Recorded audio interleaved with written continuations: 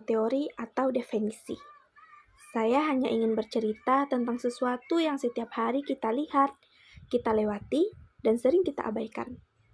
Yap, itu adalah sampah. Di Kota Padang, kita belajar dan tumbuh sebagai mahasiswa. Aktivitas berjalan cepat, orang datang dan pergi, ekonomi bergerak, kampus hidup. Di balik itu semua, ada sisa-sisa dari kehidupan sehari-hari yang terus bertambah dan menumpuk.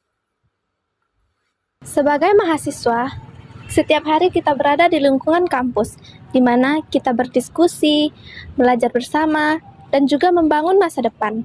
Tetapi, ada satu hal yang sering kita lihat, namun jarang sekali untuk kita pikirkan bersama, yaitu sampah. Pemerintah daerah memiliki peran besar dalam mengatur pengelolaan sampah. Aturan dibuat, sistem dirancang, dan program dijalankan. Namun di lapangan, pengelolaan sampah seringkali masih berputar pada satu pola yang sama. Sampah dikumpulkan, diangkut, lalu dibuang. Masalahnya berpindah tempat, bukan berkurang. Di sisi lain, masyarakat seringkali memandang sampah sebagai urusan pemerintah. Selama sampah diangkut, persoalan dianggap selesai. Padahal, kebijakan publik tidak akan pernah berhasil jika masyarakat hanya menjadi penonton. Sampah berasal dari aktivitas kita sendiri, maka penyelesaiannya pun tidak bisa dilepaskan dari peran kita. Kota Padang menyumbang ratusan ton sampah setiap harinya, dan penyumbang terbesar yaitu dari golongan sampah rumah tangga. Masalah ini bukan muncul secara tiba-tiba, tetapi masalah ini muncul dengan seiring bertambahnya jumlah penduduk dan pola konsumsi masyarakat.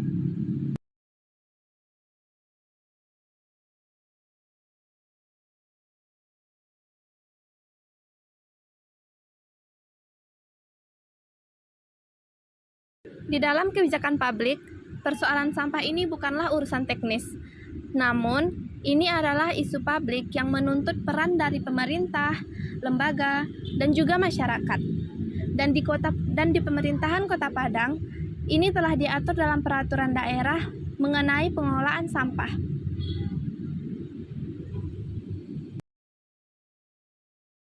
Namun, kenyataan yang terjadi di lapangan, kebijakan seringkali tidak berjalan sebagaimana mestinya. Pengelolaan sampah bertumpu pada pola lama, yaitu kumpul, angkut, dan buang. Akibatnya, pembuangan akhir menjadi semakin terbebani. Kasus yang terjadi di Kota Padang menunjukkan adanya jarak antara kebijakan yang diambil dengan realita yang terjadi. Masyarakat masih menjadi pelaksana teknis, bukan mitra dalam pengambilan keputusan.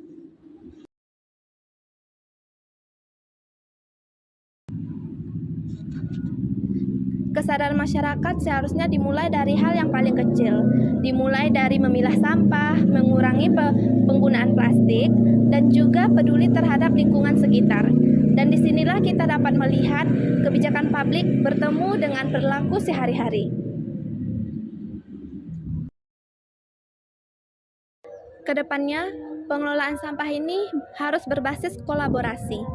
Pemerintahan, masyarakat, dan juga generasi muda harus berjalan bersama untuk menangani masalah ini. Sampah bukan hanya masalah lingkungan, tetapi juga cermin dari tata kelola kebijakan publik.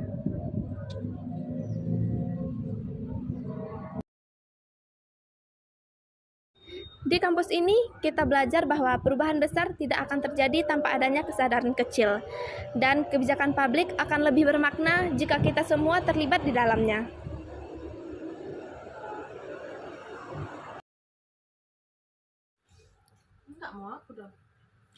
Sebagai mahasiswa ilmu administrasi negara, kita belajar bahwa persoalan publik tidak pernah berdiri sendiri. Ia selalu berkaitan dengan kebijakan, institusi, dan perilaku masyarakat. Ketika sebuah masalah muncul terus-menerus, itu berarti ada sesuatu dalam kebijakan publik yang sedang diuji, bukan hanya di atas kertas, tetapi dalam kehidupan nyata. Partisipasi bukan sekedar ikut kerja bakti atau membayar retribusi. Partisipasi adalah kesadaran. Kesadaran untuk memilah sampah, mengurangi penggunaan plastik, dan bertanggung jawab terhadap lingkungan sekitar. Hal-hal kecil yang sering dianggap tidak penting, padahal justru menentukan keberhasilan kebijakan. Dari sini saya menyadari bahwa pengelolaan sampah adalah cermin dari kualitas kebijakan publik. Ketika kebijakan tidak mampu mengubah perilaku, maka yang perlu diperkuat bukan hanya aturannya, tetapi juga cara kebijakan itu dijalankan dan dipahami. Saya percaya perubahan besar tidak selalu dimulai dari kebijakan yang rumit. Ia bisa dimulai dari kesadaran sederhana, dari rumah, kampus, dan dari kita sendiri. Karena pada akhirnya, kebijakan publik akan benar-benar bermakna ketika ia hidup dalam Karena pada akhirnya, kebijakan publik akan benar-benar bermakna ketika ia hidup dalam keseharian masyarakat, bukan hanya tertulis dalam dokumen resmi.